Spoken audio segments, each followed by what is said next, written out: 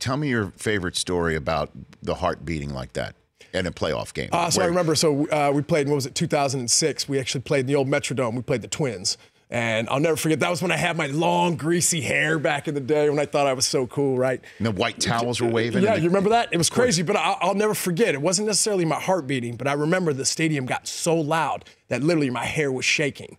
And I'll never forget that. It was one of the loudest places I've ever been. It was that, and obviously Game 6, 2009, the last out of the World Series, was one of the loudest sounds I've ever heard in my life and one of the most amazing sounds I've ever heard. So I think in general, we've got to remember that as good as everything looks on paper, you've got to go out and you still got to do it. We're still human beings. Mm-hmm. It's hard to keep your heart rate in check. I mean, obviously I wasn't that guy. I mean, my heart rate jumped up. I was going to go up with it. But these guys nowadays, man, they're so cool. They're so calm. It's like Aaron Judge. It was just like, yeah, I was supposed to do that. I was supposed to hit that home run in the first inning. And so I think just in general, the athlete nowadays is so much better.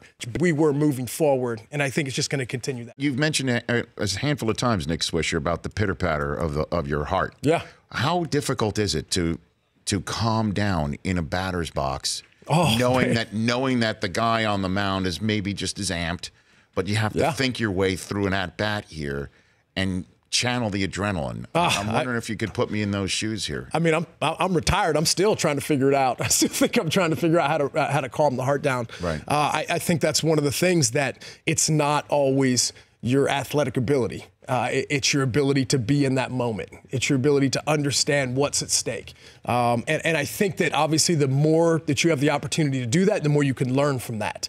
So I think that was the one thing going into that Yankee-A's game last night is the Yankees have been there before. And I felt like my dad said something to me a couple weeks ago, and he said, like, every time the Yankees feel like their backs are pressed up against the wall, they come out fighting, and they always seem to play well. And they also have guys that have been there and done that. Listen, man, this team almost went to the World Series last year. Right. I mean, let's not get that twisted at all. So now all of a sudden you bring in a team of the Oakland A's who had an unbelievably remarkable season and got contributions from players that, really stepped their games up. Stephen Piscotty, heard you talking about earlier, man, what an amazing story. Well, after what happened with him and his mom, I mean, an at-bat is probably just a vacation for him. You know what I'm saying? Well, I feel like he has that something to play for. Well, who was the best player you were ever been around who was able to just...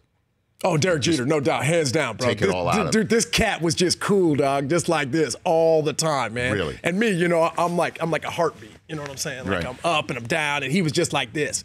And I feel like I learned a lot from him moving forward because him, Jorge Posada, Andy Pettitte, Mariano Rivera, all those cats did it the same.